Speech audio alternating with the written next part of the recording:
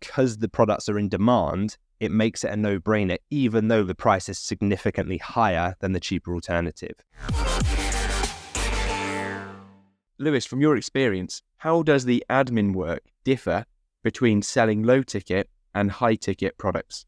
Yeah, the administrative differences can be so vastly different between having selling lower priced products and selling higher priced products. So, few things to consider. Certainly the lower admin tasks.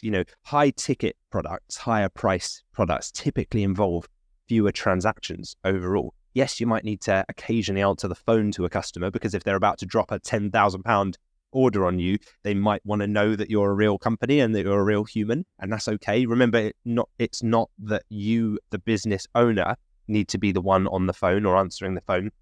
We show you how to hire team members, virtual assistants, even call answering services, where you can outsource this stuff for a few pounds per phone call, or a few pennies per phone call in some cases. So it doesn't take up any more of your time, but it means overall the admin burden on your company is dramatically reduced, because you've got one order to fulfill for £5,000, £10,000, £185,000, right? And it doesn't take that much more to fulfill on an order like that, because essentially we are just passing that order on to the supplier, taking our markup, buying it at trade price, selling it at retail price. The supplier then fulfills the order, and it's it's nice and simple. It's a bit like how we run the company here, Dropship Unlocked. We are under no illusion. We are a premium provider in this space. It's why we're the top rated on Trustpilot and Google in the UK at what we do. It's why we are the top mentorship program for what we do. There are others out there that are cheaper, of course, but one of the things that it allows us to do by being a premium provider is, like, recently we held a private dinner for our members that had reached level 7 in our community. So really, like, members that have provided a lot of value to others. We hosted a private exclusive dinner at a Michelin star restaurant in London. We all got together. Like, you can't do that if you're selling cheap courses to thousands of people and paying no real close attention to their success and their journey. So it's the same kind of thing. Like, we run the e-commerce businesses like this, and we also run the training business like this, because it just means that we can offer more to every customer that decides to invest with us.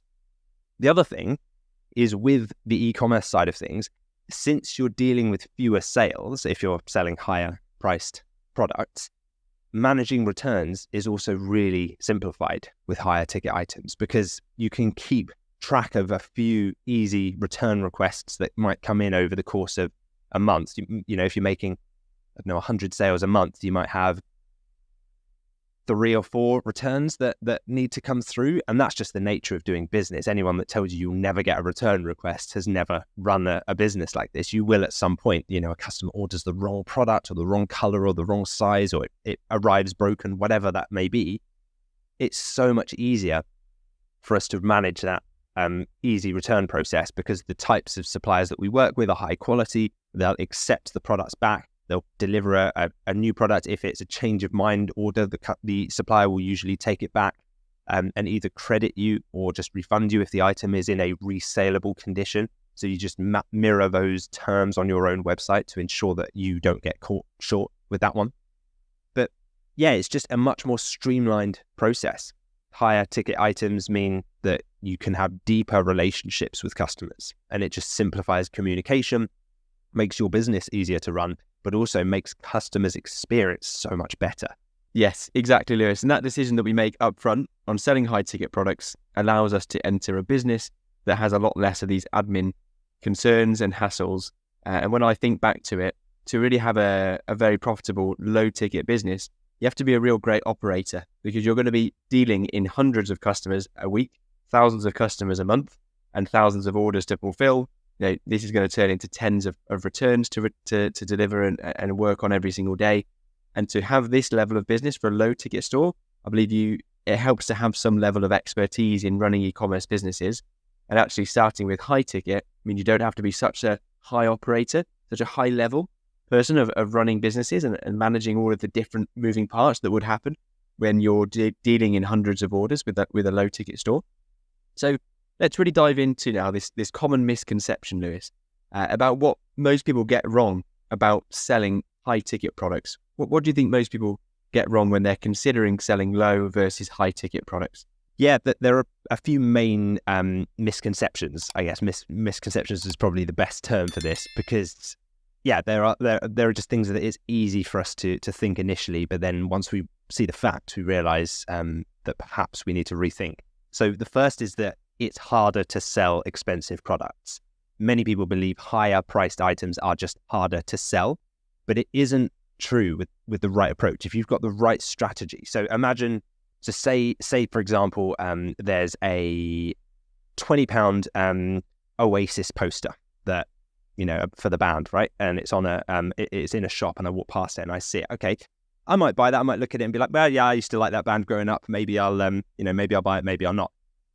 My brother contacted me the other day and said he's just managed to get tickets for Oasis in the queue for their reunion tour. Would I like to buy one? Like he's just been accepted. He's on the checkout. Do I want one? And it was like a couple of £100.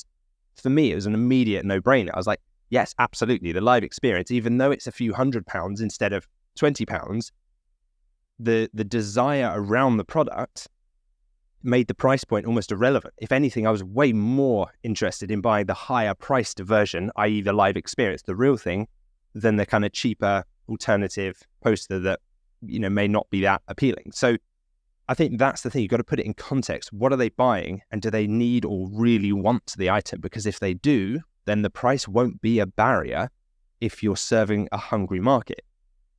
The other misconception, and we can use this same example actually, is the need for expensive marketing budgets that people think you have to have when you're selling higher priced products. People often think you need these huge advertising budgets, because why would anyone buy a high ticket product from you unless you were pouring money into ads? Well, I'm pretty sure that for the Oasis tour, they didn't advertise a penny on that, because as soon as they mentioned that it was happening, people were flooding to buy those tickets, right?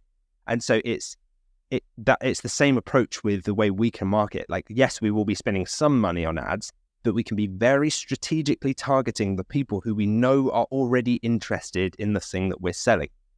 So it's like investing in a really well-placed billboard. When I drive to the gym sometimes, just before I get to the gym, there's this kind of cheeky hotel that have obviously put up a little banner on the railing, like pedestrian railings, that says gym this way, and there's an arrow. And it's not the gym that I'm driving to, which is kind of the main, more premium, high price gym. They're trying to divert people who they know are probably going towards the gym to a cheaper alternative on the way. They've placed that advert in a very strategic place, and they know that they're serving a hungry market who are probably going to that gym being like, oh, why do I pay so much? Like, it's so expensive to go there. And then they see an alternative right at the right moment where they're in that decision making.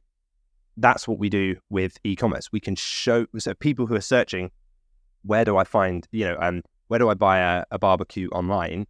We show that ad on Google Shopping when they're searching it, with a price attached to it, with a photo there. It's very high commercial intent. The person is already looking to solve the problem, and we're just putting our advert right up there for them at the right point.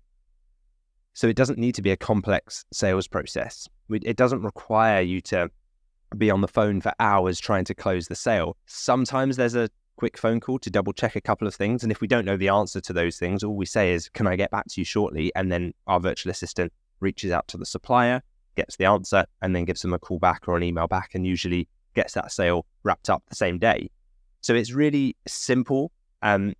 We're not having to spend huge amounts on marketing. And because the products are in demand, it makes it a no-brainer, even though the price is significantly higher than the cheaper alternative that we might have to market quite hard to convince people that they want to buy.